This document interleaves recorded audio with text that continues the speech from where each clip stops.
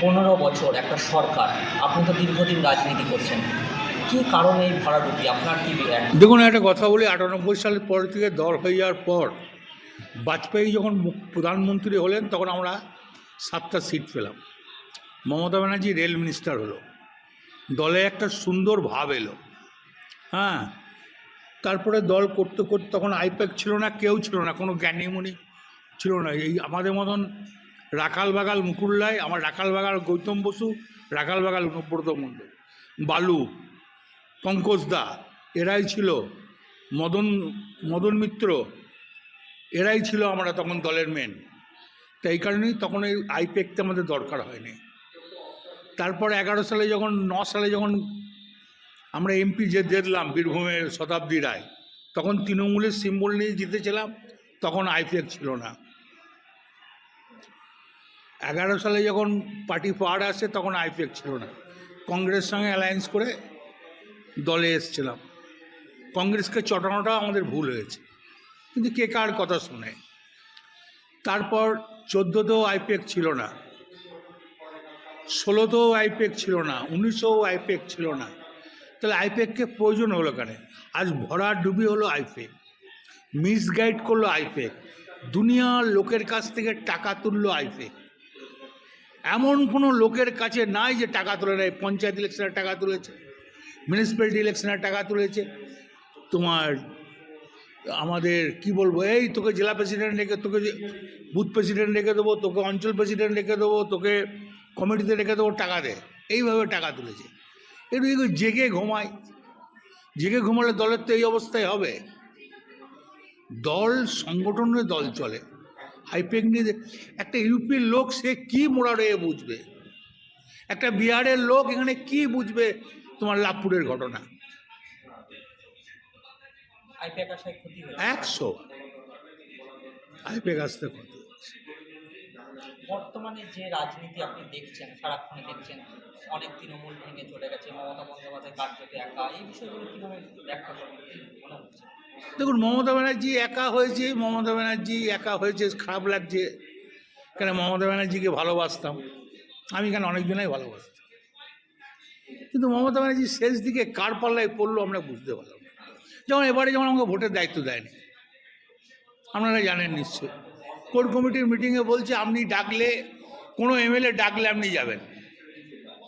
তাহলে আমার একবারই আমার ভোট করতে যাওয়ার দরকার কি আছে? ওই জন্য আমি এবারে সেরকম ভোট করি নাই। তা সেটা আমাদের কর্মীদের দোষ হতে পারে, আমি বলতে পারবো না। ওরা খেটেছে, জিতেছে, ওরা পরিশ্রম করেছে, জিতেছে, কিন্তু আমার কোনো দায়িত্ব দেওয়া হয়। কোর কমিটির মিটিংয়ে রেজুলেশন আছে তো, কোর কমিটির মিটিংয়ে বলেছিল, আমি প্রশ্ন করেছিলাম তাহলে আমার কি ভূমিকা, যদি যেখানে এমএলএ ডাকবে যাবেন, এটাই ভূমিকা।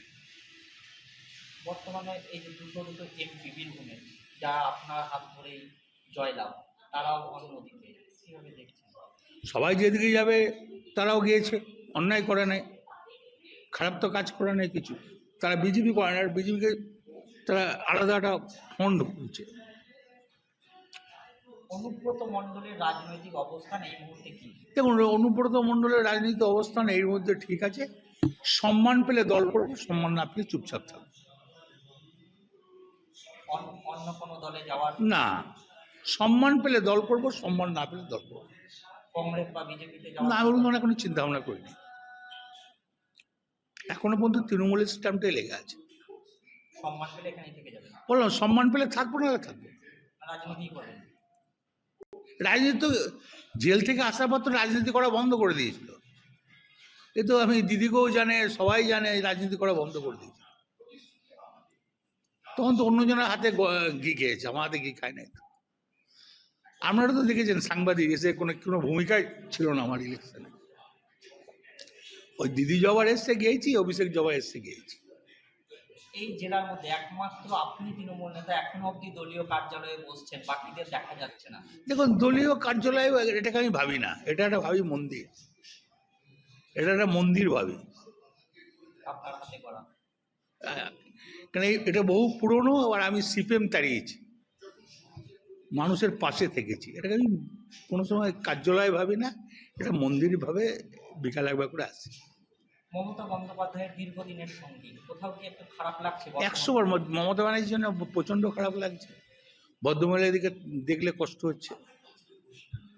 সেই কি ছিল দল আপনি? সে আমি কেন, যতগুলো এমপি বেরিয়ে গেছে তাদের জিজ্ঞেস করলে তারাও একই কথা, যতগুলো এমএলএ বেরিয়ে গেছে বলে মমতা ব্যানার্জিকে জন্য আমরা আছি, সবাই বলবে। মমতা বন্দ্যোপাধ্যায় কংগ্রেসে যেতে পারেন, একটা জল্পনা তৈরি হয়েছে। তো দেখ, সেটা আমি শুনি নাই, সেটা নিয়ে আমি কোনো মন্তব্য করবো না। উনি তো, আমরা তো সবাই কংগ্রেসে ছিলাম, মমতা ব্যানার্জি তো কংগ্রেসে ছিল।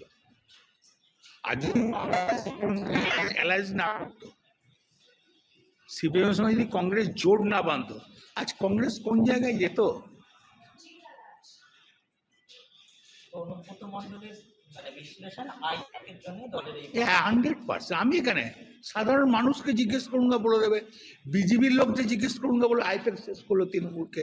সিপিএমকে জিজ্ঞেস করুন না, বলে তৃণমূলকে শেষ করলো আইপ্যাক। কংগ্রেসকে জিজ্ঞেস করুন না, বলে শেষ করলো আইপ্যাক। তথ্য পাচার করে দিয়েছে। সব